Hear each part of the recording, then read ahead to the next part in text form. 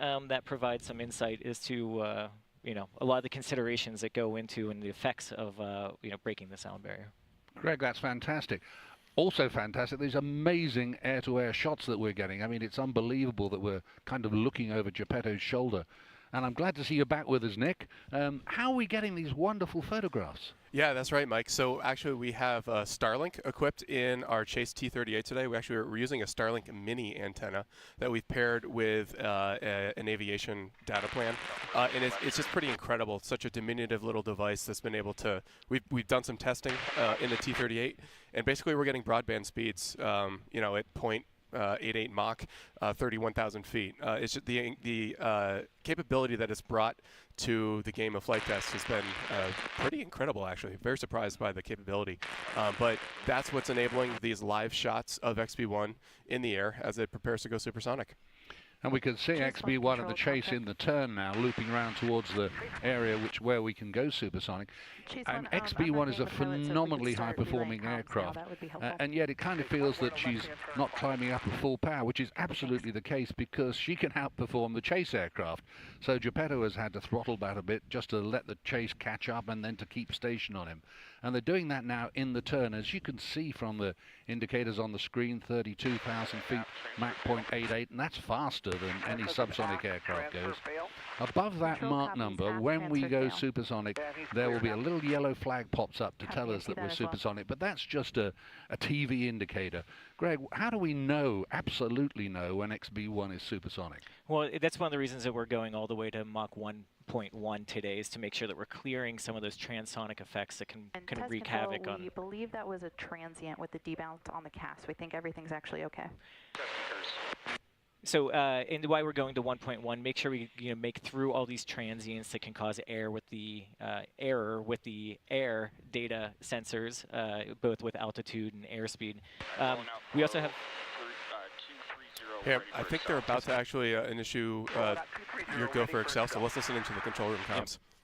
Test control, your go for Excel to Mach 1.1. Go for Excel, Kestrel gate. Kestrel gate, go for Excel.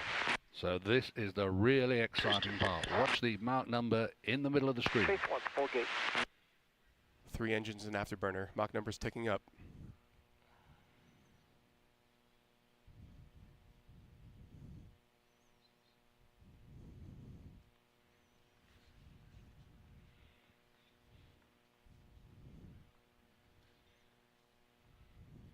There we are.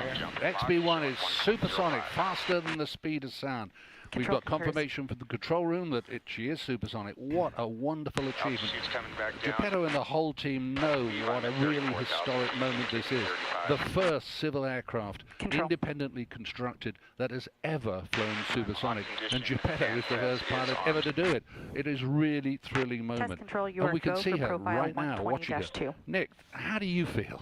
Fantastic. Mike, I've been working on this program for years. Not just me. So many people have poured years worth of effort into this moment, and to just think that this is the first civil supersonic aircraft in American history, I'm to the moon excited about how well that went. We saw the Mach number lingering there a little bit. It kind of paused at 0.97. We actually expected that. We talked about that in this morning's brief, how sometimes the air data doesn't really know what to do with that onset of the shock wave when it actually hits Mach 1. But then it came back at, we saw 0.04, I think, was the first indication. But here we are at Mach 1.1. Airplane looks great, and they're into testing. Flying supersonically, what's the experience like? Well, from my experience on Concorde, there's absolutely no physical sensation once you're supersonic. There's also no physical sensation of going through the sound barrier. When a plane's traveling at faster than the speed of sound, and today it's up around about 770 miles per hour, you really don't realize it. And yet, today, for instance, XB-1 is traveling so quickly that a distance like that between, say, San Diego and Los Angeles could be covered in just a mere 10 minutes. She's actually flying faster than the Earth rotates. She's going so quickly that the sun is going literally backwards in the sky. It's quite an amazing experience, and yet that's the really clever thing that the aviation engineers succeed in doing, to make the experience so that an aircraft can do all of this while the passengers are just sitting in comfort, and even sometimes they have to put indicators in the cabin to make sure that the customers do know that the aircraft is flying supersonically. So Nick, I mean, tell us a little bit more about what's going on for this stage of the testing. Yeah, it looks like we're just kind of flying straight and level, but I can tell you there's a flurry of activity happening in the control room right now.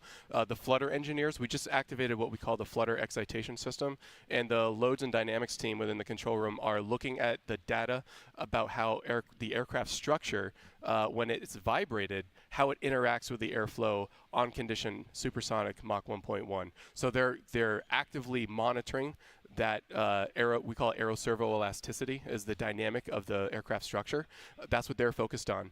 As soon as that flutter test is complete, we're going to enter a phase that we call a flying qualities, handling qualities block. And that's evaluating how XB-1 is to fly. The flying qualities portion relates to the hands-off behavior of the aircraft.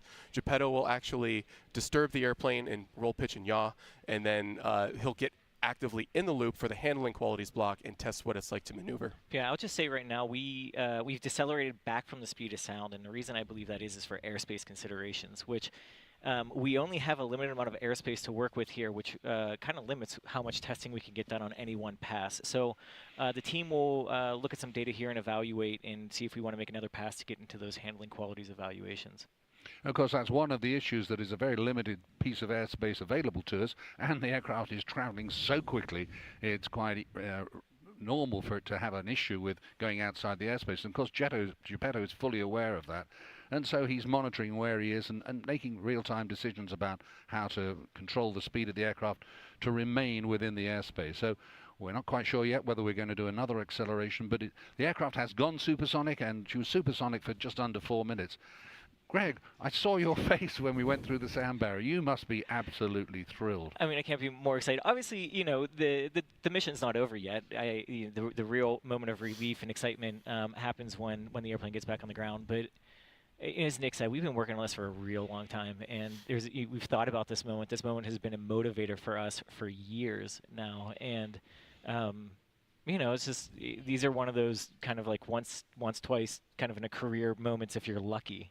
If you're lucky, you get these opportunities, and just incredibly thankful that, you know, that we've had the team that we've had and been able to accomplish the things, you know, that got us to this point. And, you know, I can see now that we're still at 34,000 feet. We're in the turn. We're heading back to the east, so I anticipate we're going to accelerate again to get some more data here would be my anticipation, as we discussed in the brief this morning. So watch that control room number there. Yep. So kind of two for the price of one, really. 2 supersonic flights for the price of one. And just to see the team, they're absolutely thrilled, we can see here. I've got to go to the right side for sun. And there we are, supersonic again. Knock it off, knock it off, knock it off. Just going through the sound barrier, pop up to Mach 1.1, and then she'll probably come back down to route back towards the west and back towards home by routing over Edwards Air Force Base and then back to Mojave Sea Air and Spaceport. So Nick, she's come back down through back to subsonic speeds. What happens next? Yeah, so this was a contingency that we talked about this morning. If we weren't able to get all of those test points done in one supersonic run, we were planning on doing a second one to try to capture all that data that we would like to capture on condition supersonic. So I think that's what they just executed there to get those last test points. Well, the aircraft is still routing out towards the east, but she'll start to swing round in a moment to come back towards the Sea Air and Spaceport. And the handling characteristics at this stage, from my experience, are amazing, that the aircraft, a supersonic aircraft, can be handled so gently. You probably didn't see any movement on the aircraft when we were going through all those tests, because they are minute movements. I mean, we talk about making tests on the aircraft's handling qualities, but they really are small movements that Geppetto is making, aren't they, Greg? Yeah, and I do want to acknowledge that we did hear a knock-it-off call from the test conductor. That is not an uncommon call that you hear during the flight test program. We're still up at about 33,000 feet and flying around at Mach 0.9, and then the control room will evaluate whether we want to get more test points today or not. And then obviously at some point we become fuel limited. But yeah, everything is a measured kind of decision on the airplane. And also, the pilot being extremely good at what he does, knows how to handle the aircraft and, during these supersonic test evaluations and handling qualities evaluations. So, we got the right people for the job. Well, I mean, and it is absolutely amazing, historic milestone, or milestones, as we went supersonically twice. because Boom is the first independent company ever to design, build, and fly a supersonic aircraft. And this is a demonstrator to demonstrate Boom's ability to do that. It's a capability demonstrator. And we all believe that innovation in aviation is necessary to get the industry to move forward. The industry has only really gone backwards in time in the last 20 years since Concorde stopped. Historically, the human race has always wanted to go faster. I mean, the horse was domesticated over 6,000 years ago to enable people to chase up their prey or run away from things that are chasing them. That was around about 15 miles an hour. Then ships came along and they got gradually quicker and up to around 25 miles an hour. And then latterly, in the latter parts of the 19th century, trains came along maybe up to around 50 miles an hour. In the early part of the 20th, cars could go up to 70 miles an hour, and then aircraft came along a little bit later than that. Initially 100 miles an hour, then the jet took it up to 400, then jet airliners to 650, and now we have supersonic aircraft that will be the forerunner for the Overture supersonic airliner that will be going up to Mach 1.7, twice as fast as a conventional airplane. That's the vision of Boom, and that's the objective of all of this activity. And I'm absolutely thrilled to see a civil aircraft flying supersonically once more. Greg, it's incredible to see this milestone after working on it for 8 years. I know how involved you are in the program. Really, how does it feel now to see the airplane turning and starting to route back towards Mojave? Again, just fantastic. Like I said before, the mission's not over until the airplane's safely on the ground, but this is such a huge step, building the first civil supersonic jet, right here in America. This jet really does have much of the enabling technologies that are going to enable us to go ahead and build a commercial supersonic airliner that is available to the masses. This is like this test specifically, this day today, we were able to collect a bunch of high quality data, and that data goes directly into the tools that were developed for the design, for the development, and for the evaluation of the performance and handling qualities of XB-1. It's those same tools that sort of graduate over to the commercial development effort, but now we actually have data that we can use to anchor those tools, calibrate those tools just that bit more, and make sure that we're getting high quality predictions. And that's what enables us to rapidly iterate on the design and really tune the design of that commercial vehicle, making sure that we are going down a path of economically viable, environmentally viable supersonic travel in the future. And so just, this is what it's all about. This is why we did this program, was to come out here and have a day like today and get this data. So the aircraft's right out to the east now, making that turn to start heading back towards Mojave. Nick, we've got this extra second supersonic run and an extra return to base point. Are there any extra tests that can be put in during this, or are we just now recovering the aircraft and waiting until the accolades for what really is a historic achievement? Yeah, I think right now, Mike, it's all about coming home and getting return to base. We call it RTB. So that's what Geppetto's focusing on right now. I actually say it looks like we're in AB at Mach 0.96 and 34,000 feet. This is an indication to me that we are going supersonic again once more on the heading to the southwest, back into that corridor. So very much along the same line as our first supersonic run. An indication to supersonic. We are now supersonic 3 times on this flight, which is quite unbelievable. And it's great. We have the fuel for it. So we're out there, and again, the objective here is to get the data, and that's what the team's doing. You sure it's not just Geppetto having a great day out there? I mean, I'm sure Geppetto's having a great day out there. It's interesting because I know that Geppetto's been supersonic a lot of times in his life and in his experience with the F-18s, F-5s that he flies for Navy aggressor squadrons, etc. But I can promise you, no time has been more special than today. And I'm pretty sure he didn't expect to get three cracks at it. So Mike, when I was out there at the fence line, I just took a moment just for me. I just watched it take off, because every time that we've flown to date, I've been in the control room looking at data. So I had myself a little Anakin Skywalker moment there. Let me look upon you with my own eyes, and it was truly emotional just to see the airplane fly for the first time. I'm to the moon that it's going well enough that they've elected to do a third run and clean up all the data points. And it looks like they're in the handling qualities evaluations now. There's a little bit of maneuvering going on. You can see this would be indicative sort of a roll step. You want to evaluate in the handling qualities evaluations all three axes, so there'll be a pitch input, and really what this is to see how the aircraft, you put a disturbance in it and how does it settle out, and a lot of the predictions that go into this and the tools that we have. It's a lot about the flying dynamics of the aircraft. If some of you are wondering, like, we're in afterburner, it's like, why is the aircraft, and now you can see we're out of afterburner and start to decel here a little bit. Did you want the pacer? Sorry, I'm off condition already. And so it might be a question. Excel. Let's wrap it up and head on home. If you're in, Chase 1. so it sounds like we're good. That's it right there. Head home. So we're going to start to decelerate and descend. But you may be wondering, hey, if you're in afterburner, why? How are you holding at Mach 1.1? In test control, you're good for descent and recovery. And so. Coming down. And so, how are you good, holding at Mach 1.1? An interesting thing about test control afterburners. At card 3 complete. Next up is card 4 recovery and return to base. There it is. Copy. So that's. Now we're done. Yeah. Well, we're done when we land. Science collected, science performed, data collected. We're on our way back home. But interesting about afterburners is there's a min afterburner all the way through to max afterburner. So you can throttle in afterburner as well. So Geppetto was actually in approximately min afterburner. There was a chance that maybe a little bit above, but that was something, again, with the performance predictions that we have, you're not really sure until you get there how much, where you are going to be with that thrust demand for the engines to hold condition. So we're going to descend. We descend quickly. When Geppetto was climbing out, the airplane was climbing at more than a mile of vertical altitude per minute. So it was somewhere between about 5,500 feet per minute to all the way to 7,000 feet per minute in the climb out. He's going to descend pretty rapidly too. So they come down pretty quick. Give me a couple, Jeff, please. I'm idle ports.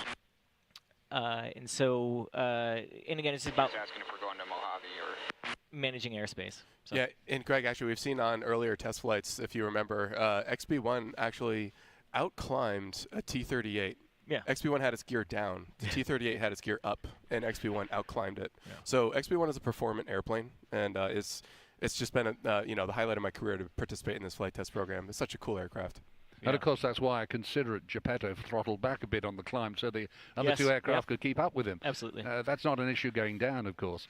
And as you can see, we're on the way down, coming down through 22,000 feet. Greg, you mentioned Geppetto's experience. I believe he's had about 200 carrier landings. And in a carrier landing, of course, there's also a chap or a lady that stands on the carrier and gives you landing directions. Now, I believe we're going to use that later on today. So, do you want to take this opportunity just to highlight what that's all about? Yeah, so in the Navy, they have an individual that stands on the back of the ship called the LSO, or Landing Signal Officer. And this has been employed since the early days of aircraft carriers and still is used today. That individual will help talk a pilot down to the landing point. And in this case, we have an individual who's going to be standing next to the runway, basically right a beam of the touchdown point. And what they'll do is they'll give verbal feedback to the pilot, both start a right turn here. Both about altitude. So on glide slope, if you're above glide slope, below glide slope. Reset altimeter 3005. And then if you are left or right of center line. So those are the kinds of calls you hear. When the pilot makes contact with the LSO is called paddles. That is because back in the day they used physical paddles to give these sort of visual indications as well. And so they'll make contact. They will have exclusive use of the comms. The pilot, you'll hear him relay numbers. It might be something like saying 1.8 on initial contact. That is the aircraft's fuel state. That gives paddles information about, do I need to get the airplane down on the ground now, or do we have a go around? Can I wave them off if something's slightly off nominal, etc. And then they'll talk them down. That's not the only landing aid. The primary landing aid that we have on this aircraft is a forward-looking vision system. And so, back in the day, your day, Mike, on Concorde, you guys had to have that droop. Altimeter is reset 3005. You had to have that droop nose in the visor so that the pilots could physically. Here, and that'll set us up for a straight in. Sorry, please.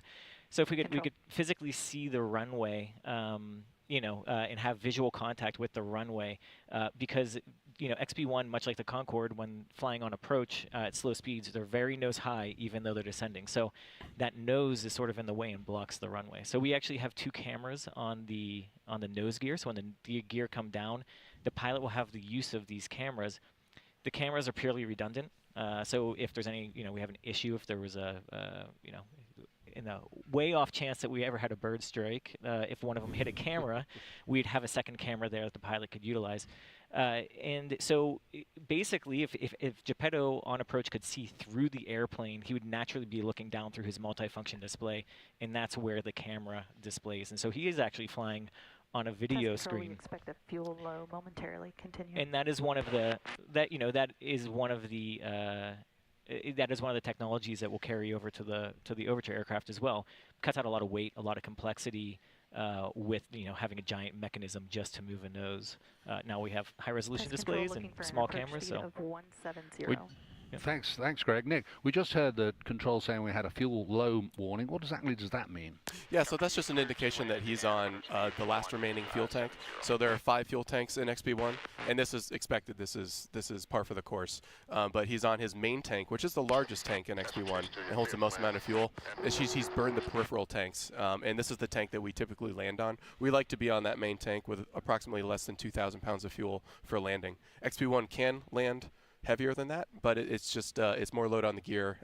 More energy gets put into the brakes when we land heavy. So it looks as if we're at the sweet spot actually for landing. So we're actually managing the flight to ensure that we don't land with too much fuel. That's right. Yeah.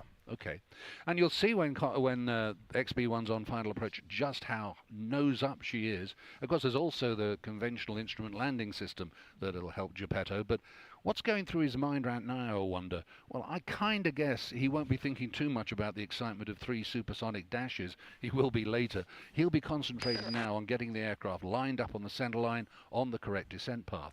Now, you can see from the digits in front of you, we're just going down through 6,000 feet, bearing in mind that Mojave is 2,800 feet up. So we're really just about 3,000 feet above the ground, slowing right down into final approach speeds.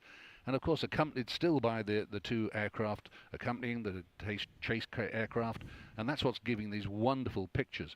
And I guess it won't be long until we see the gear coming down. Standby gear. Here it comes. There it is. 3, 2, 1, mark. So that's the mark for Geppetto to select the undercarriage down. Here she comes.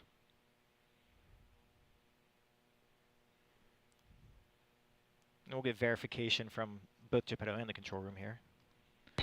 Lock, dampers on, fuel systems auto, anti-skids auto, 170. That's the landing Control. checklist that they just completed. Yep. Looks like good gear, Mike. As a landing gear designer, my heart melts every time I see that gear come out. I think it's beautiful. And this is a really special landing gear, isn't it? It is. It's bespoke for XB-1. It was a custom gear. Yeah. It's So we're probably about a 6 mile from landing now. I would expect that LSO to take over the comms here momentarily, and that'll be exciting to listen to. So let's listen into the LSO comms. Yeah, I just want to mention we have 2 LSOs who have supported us on this mission. Zach Pleiss, call sign Sprite, again a former naval aviator, and Charles Wickware, call sign Wignut. I believe we're going to hear Charles on the comms today, would be my guess. But both of them are here today. It's a big flight, and obviously, we all want to be a part of it. So what we'll be listening for is Paddle's contact in a very nice, calm, friendly voice. And then you'll hear Paddles giving advice to Geppetto about being on glide path, on center line, or maybe even slightly above, or slightly below, or slightly left, or slightly right. And Geppetto's got enough experience flying XB-1 and the XB-1 simulator. He's got many, many hours. Hundreds of landings. Yeah. So he'll be really familiar with this. So it's just an additional piece of assistance for him to get the right approach path and the right speeds. Yeah, XB-1 is a test aircraft, and so this is a brand new system. There it is. We'll listen in. Headwind 7 knots. Strong glide slope, strong center line. Test 1.8. So you have glide slope center line and test given the 1.8 fuel call. You're a little high, but looking down, you're on center line.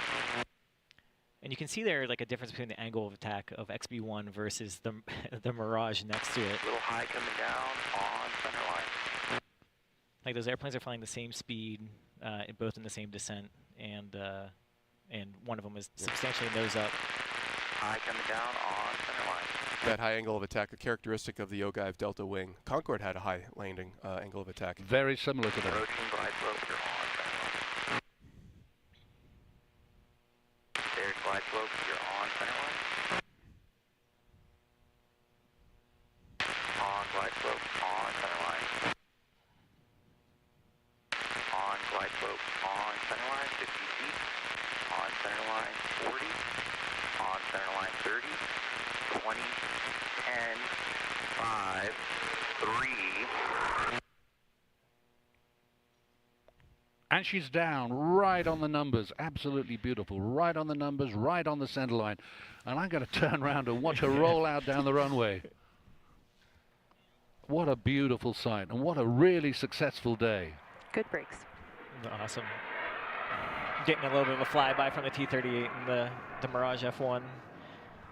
And so XB-1, yeah, we'll continue the rollout down the runway here. You heard the good brakes call, which always gives Nick a bit of relief, being the brakes guy at one point in time. But Geppetto will take it really easy. He'll roll it down the runway and just let the speed bleed. But we do have to clear the runway because we have 2 other aircraft to recover here. Both of the chase planes expect to be landing here. And of course, things aren't over yet. Although we're landed, there's still quite a bit to do, isn't there? That's right. And so we heard the call out there briefly before Geppetto was getting configured for the landing of approach speed of 170. We actually update that. Given the weight of the aircraft, there's a different speed that we land at, and so the control room will back Geppetto up on that. I mean, he greased it on. Geppetto has made it look easy every single time he's landed. This is his 11th landing. In the real XB-1, of course, hundreds of landings in the simulator to prepare for it. So Geppetto's going to roll to the end of the runway, and he's going to turn left onto taxiway Alpha and come back, and he should actually park right behind us here at this desk, maybe about 5 minutes from now or so.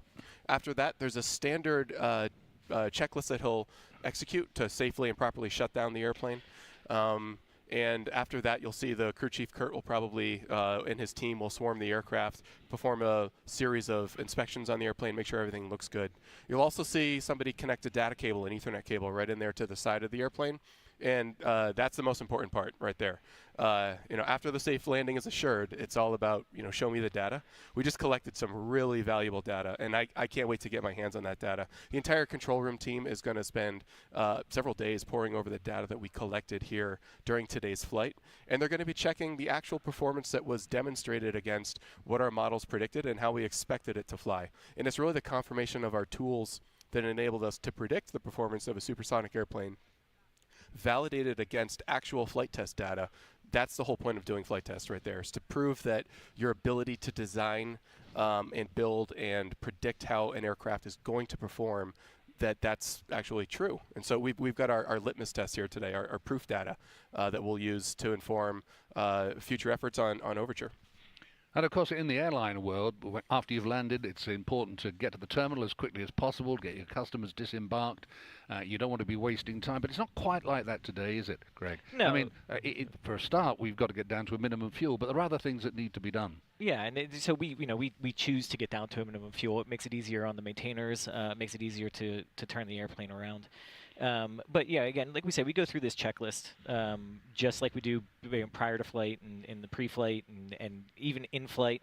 There is an after-landing checklist, and as Nick said, it's just about making sure the airplane is properly configured so we can do the things that we need to do and really get this airplane turned around in short order for our next mission, which hopefully will be if we don't see anything that needs to be rectified or adjusted on the airplane, we can expect maybe a next mission in the next 10 days or so. Nick, do you have any more information on that? Yeah, so this is not planned to be XB-1's last flight. We've got another flight coming up where we'll go supersonic again, and that might happen as shortly as about a week from now or so. And we're planning something special on that flight as well, too. We've demonstrated that XB-1 can be safely operated at supersonic speed. Our data review process will confirm that after we've checked everything. And then what we're actually planning to do is to get some really spectacular imagery of an aircraft in supersonic flight.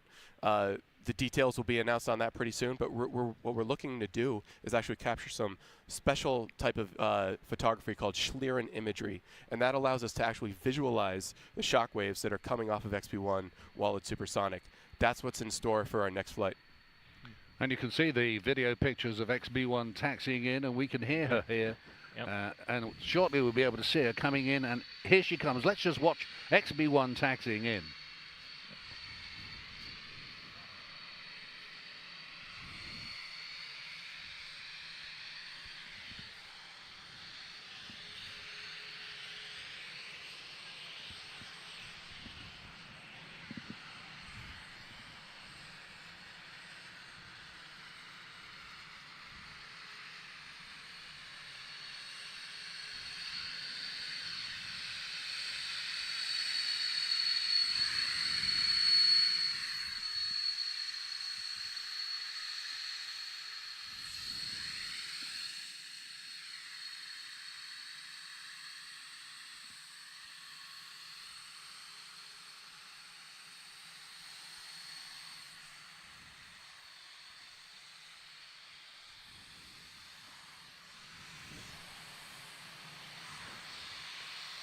And Geppetto's parked her right on the numbers, right outside the hangar here. And as you can see, or we can see here, people are gathering the cameras, video cameras. They're all coming back from the park line where they were watching the flight. A drone flying past the aircraft to give really good views of the whole aircraft. And I think I actually caught a smile there from Geppetto at that very moment. And you can see the ground crew just getting to work, immediately, securing the aircraft. Again, we want to maintain this as a healthy test asset, obviously. They'll do another inspection. So engines are off right now, mercifully. A little bit quiet out here, but they're going to do a walk around of the aircraft to make sure, see if there's anything that they need to get a start on before the next mission.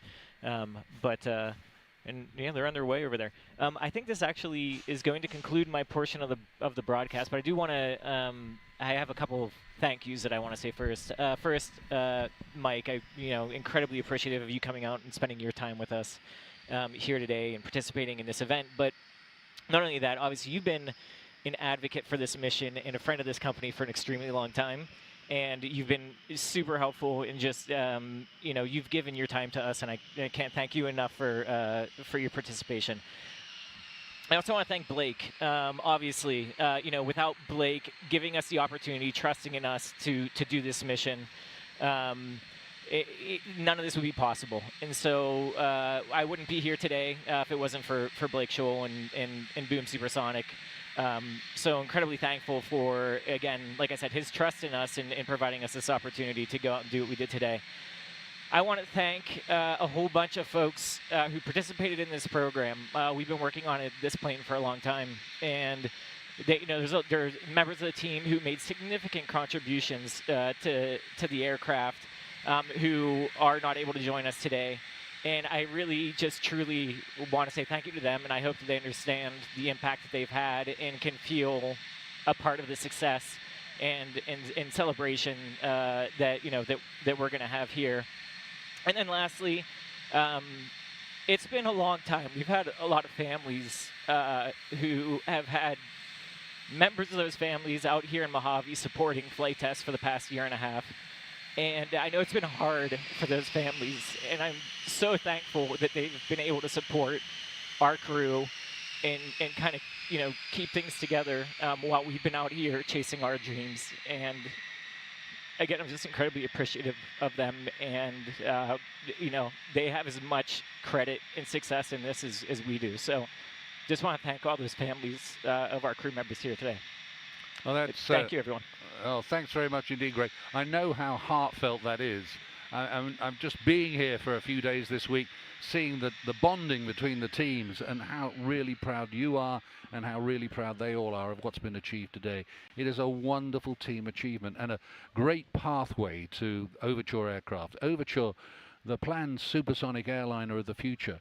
And it's planned that she will be rolled. The super factory that's in North Carolina is already built, and we'll start moving towards launching of the aircraft in around about 18 months' time. The engine to power it is scheduled to be run for the first time this year, and we're on a real strong pathway to a supersonic airliner returning to service. It's really important to me and to so many people that we make steps forward in aviation, not steps backwards. It's been a long time since we had to say we can't do that anymore. And I can see on the horizon an opportunity for everybody to travel on supersonic aircraft on Overture again. It makes the world smaller. It brings people together. It halves flight times. New York to Paris in just under 4 hours. London to Washington, 4 hours and, well, instead of 8. And they're just 2 examples. There are more than 600 supersonically viable routes around the world that airlines can profitably fly. And because of that, Boom already have orders and pre-orders for 130 aircraft from airlines like United Airlines, American Airlines, and Japan. And that super factory's already completed in North Carolina. So the future of supersonic travel is looking incredibly promising. We really will connect cultures, countries, and people across the world together, making long-haul transoceanic travel faster, more accessible. It's not just about speed, it's about making the world more connected. So I'm on my own here because the other 2 guys have left. They're out on the ramp. Let's have a look behind us and see whether Geppetto is coming down the steps. And yes, he is. So let's watch him deplane and then hand over to Nick out on the ramp.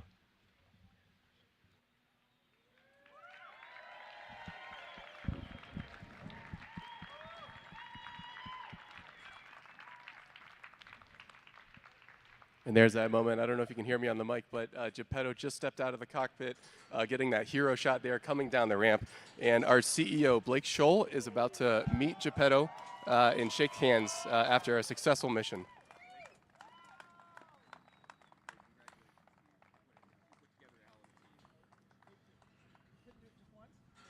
No, had to get 3 of them in there for you. Congratulations, you are the fastest civil pilot alive. Well, thanks, Blake. Thanks for putting together this incredible team who built an incredible aircraft. She was real happy Supersonic, and that's the best she's ever flown was Supersonic. Awesome. Well, congratulations and well done. Thank you. Thank you.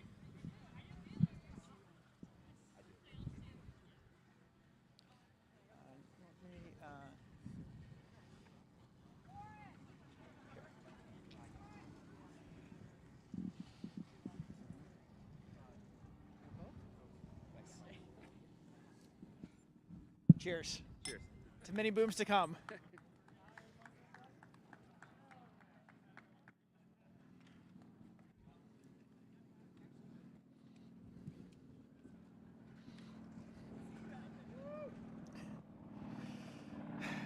So, a little bit slower over there. Today's a day that I've been looking forward to for more than a decade, and it makes me so proud of this team, so proud of this country.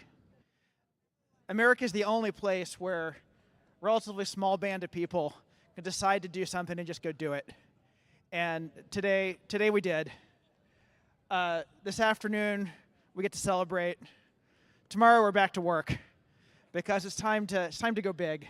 It's time to take this little airplane made out of airliner technology and scale it up.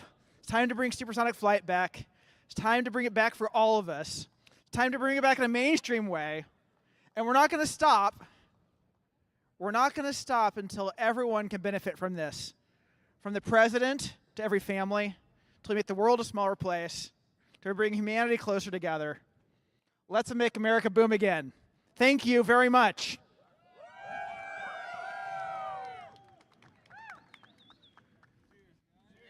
Cheers. Please join me in thanking the remarkably small group of men and women that have been working tirelessly to make this happen. There are many, many days along the way where reasonable people who cared less would have given up. Many days where there were problems we didn't know how we'd get our way through. But we kept going, and that's why we're here today. And we're going to keep going, and that's how we get there tomorrow. And I would like to give just a special thanks to Geppetto. Everyone in this program has been committed and invested in the outcome, but there's a reason history remembers test pilots. Because you had the courage to get in the seat and to take an airplane to a place in the flight envelope had never gone before. So thank you Thank you for taking that risk. Thank you for giving everything you've got for the future of flight. Thank you, Geppetto, and cheers.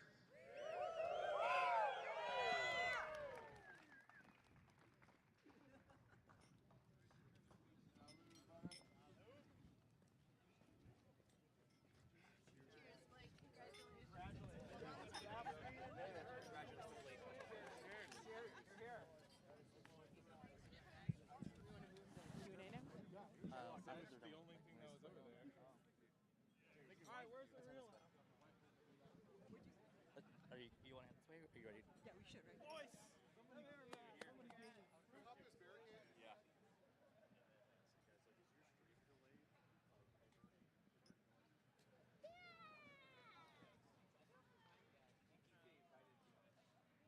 where is Mike? Thanks for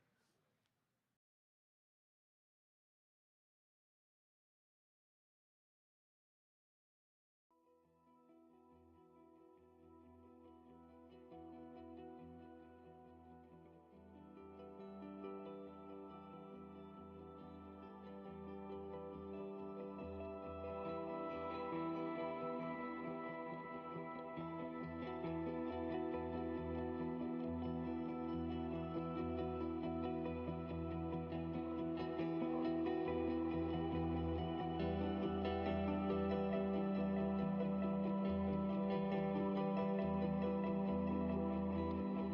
here.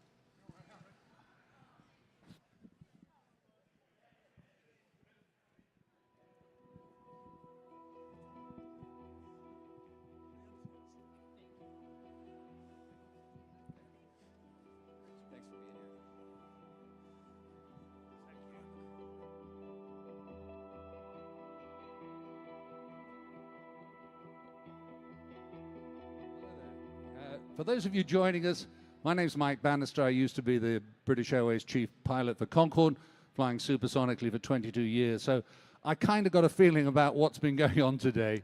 But before we get into this Q&A session, will you join me in welcoming to the stage Geppetto and Blake, who've made all of this happen. Well done.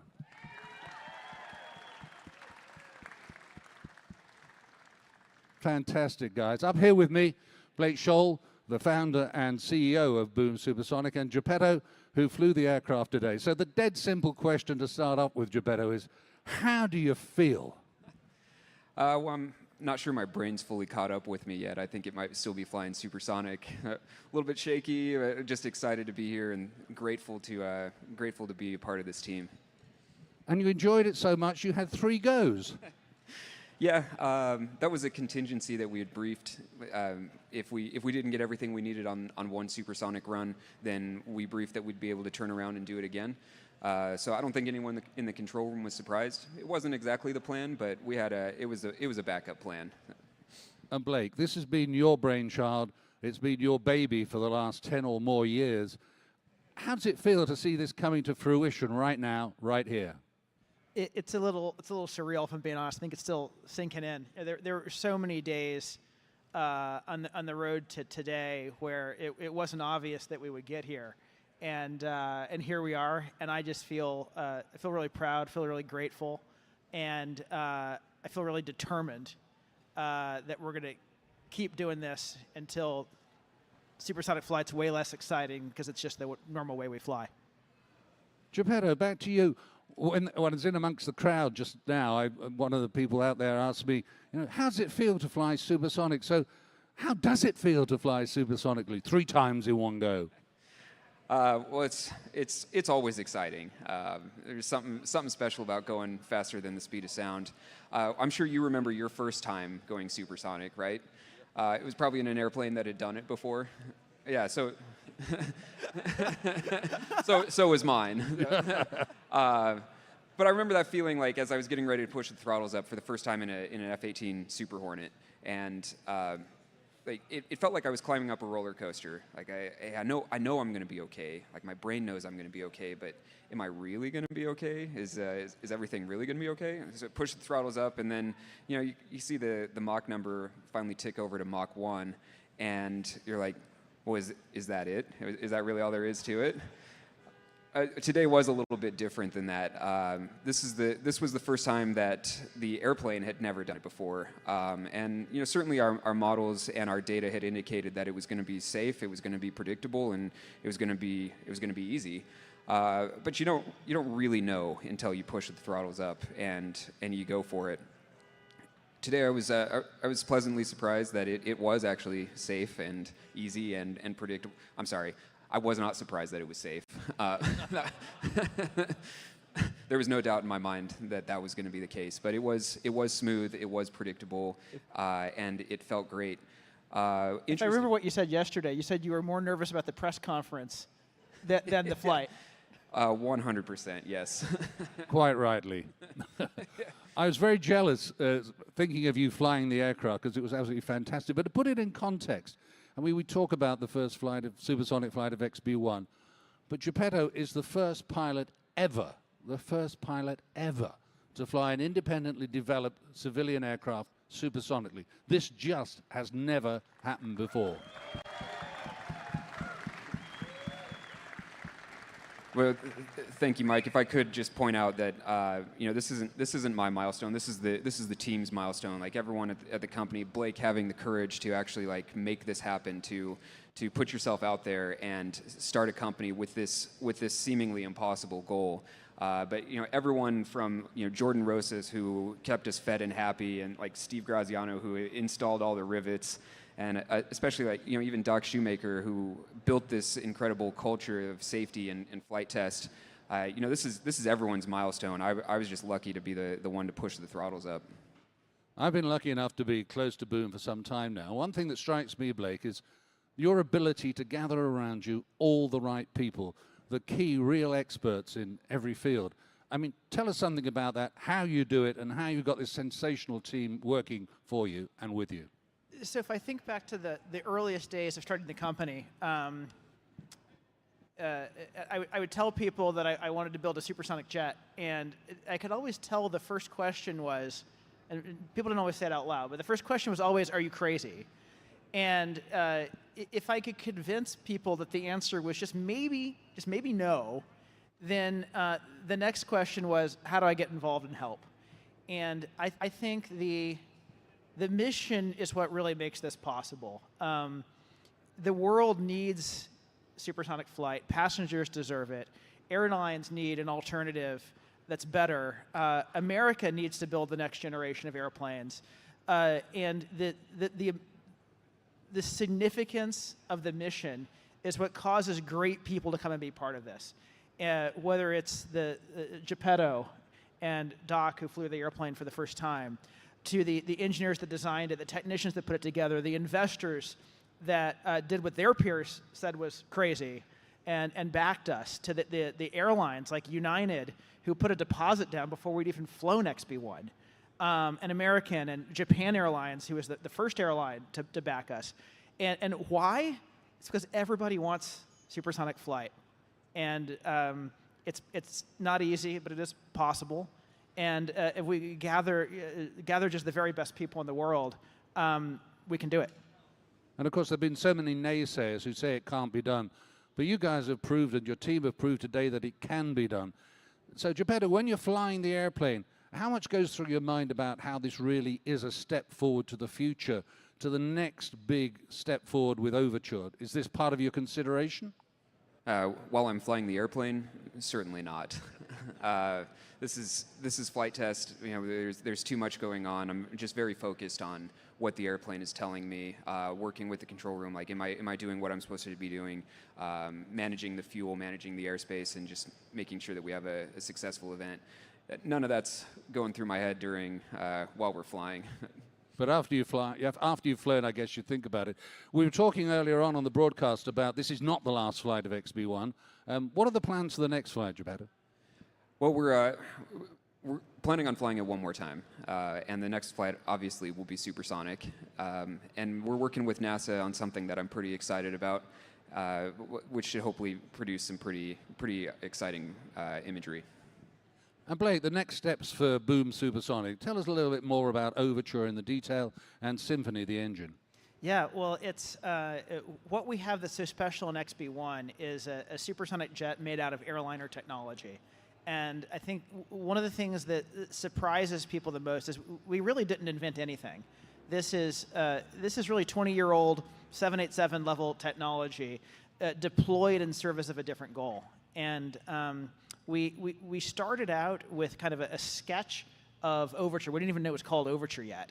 And the one thing we knew for certain is we didn't have it quite right, and we didn't know everything we needed to know to pull it off. So we shrank down to 1/3 scale, and we said, let's go build design, build, fly, and learn, and then take all those learnings and turn our attention back to the big airplane that we all get to fly on, and that's what Overture is. And so after next week's final flight of XB-1, our attention goes back on that Overture airplane, and so we will be advancing that. You know, where we are today, it's just about time to quote unquote break the engineer's pencils, meaning we have a design that accomplishes what we need to accomplish, and it's ready, we're going to go take it into production. So the next things we get to look forward to, the Symphony engine, and that's our engine that powers Overture. It is the first purpose-built engine for civilian supersonic flight. Concorde, of course, had a military engine that was sort of adapted. This is brand new engine, not a brand new kind of engine, but a brand new engine. The first prototype of that will run later this year, and we're about 18 months away from starting to physically build the first Overture. And our goal is to roll it off the line in about 3 years and put it in the skies in about 4. Fantastic. It's in the skies in about 4 years, ladies and gentlemen, to see a wonderful Symphony aircraft taking to the skies. And Geppetto, are you looking forward to that moment? Yeah, very much. Like XB-1 was the proof that we could do it. We've proven we can do it, but this doesn't change anyone's life. The Overture is going to make the world more accessible. It's going to make connections that wouldn't otherwise be possible. And so that's what I'm really excited about, and getting that aircraft into service so we can achieve our ultimate goal of making the world dramatically more accessible. Let's get back to talking pilot things. I mean, put your mind back to flying the airplane today. You've got a lot of experience. Tell us about XB-1 compared to the other aircraft that you've flown. I think maybe the best way to explain this to some of my Navy buddies is this is the closest thing to flying off the boat that there is to flying off the boat. And what I mean by that is once it gets off the ground, it's easy. It's getting it back on the ground that's the challenge. So once I took off, you know, I'm kind of in my happy place. And when she was supersonic, it was that was the smoothest, like best flying that she's flown yet. Like supersonic flight was really her happy place.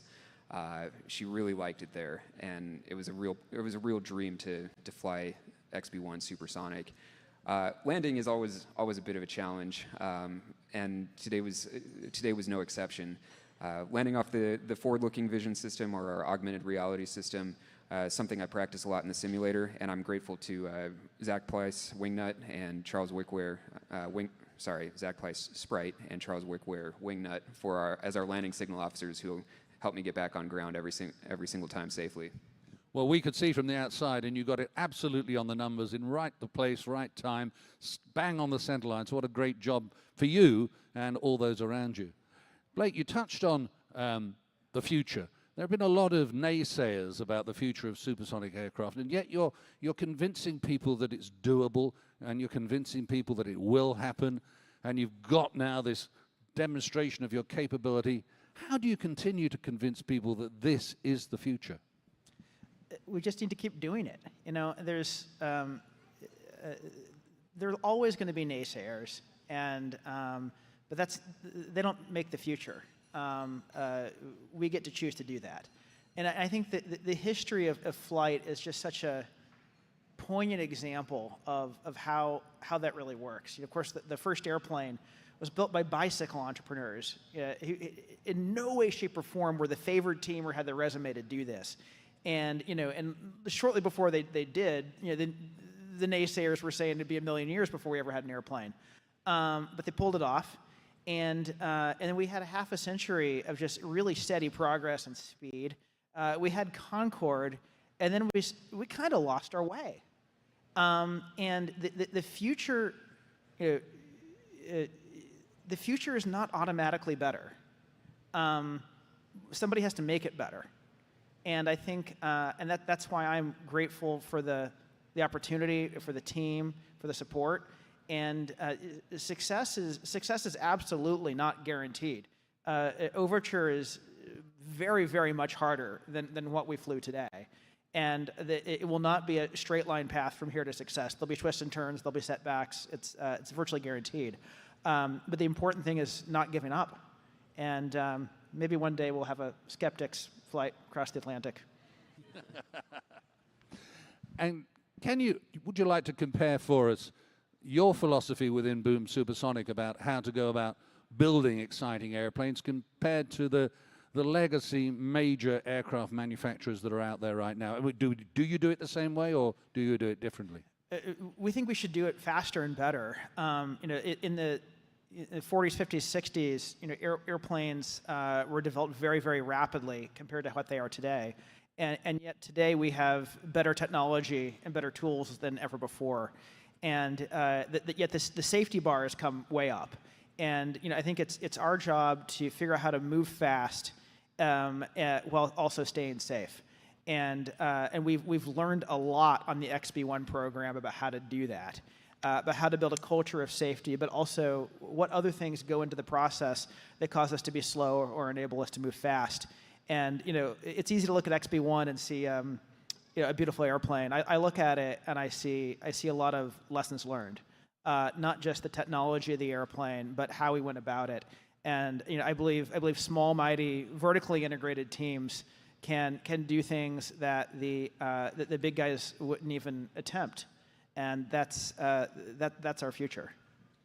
We're coming towards the end of our Q&A, so I'm going to ask the same question of both of you. I'll ask you to answer it in turn, not together. For the people here, and there's a wonderful crowd here of great supporters who've been really enthusiastic, and the people all over the world that are watching on live stream, what one memory would you like them to take away from today? Geppetto. I'm sorry, I need a second to think about that. Maybe. Okay, Blake. Oh, I was really glad you asked him first.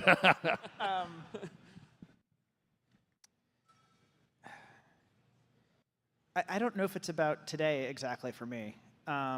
It's been 10 years to get here, and if I could, if there's any one thing I could just share with the world, it would be to work on the biggest, most important things you can always work on, and whatever you do, don't give up. And if you do that, then you get to have days like today. Thanks. Geppetto?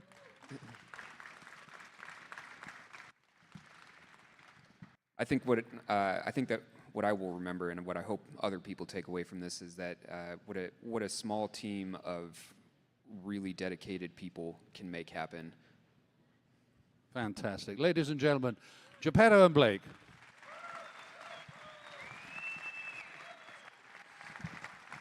Thank you, Mike. Thank you very much indeed for joining us, those who are here, and for those that have joined us on live stream to witness the first American civil supersonic jet break the sound barrier and the first civilian independently produced jet ever to go faster than the speed of sound. Ladies and gentlemen, Boom Supersonic and the XB-1.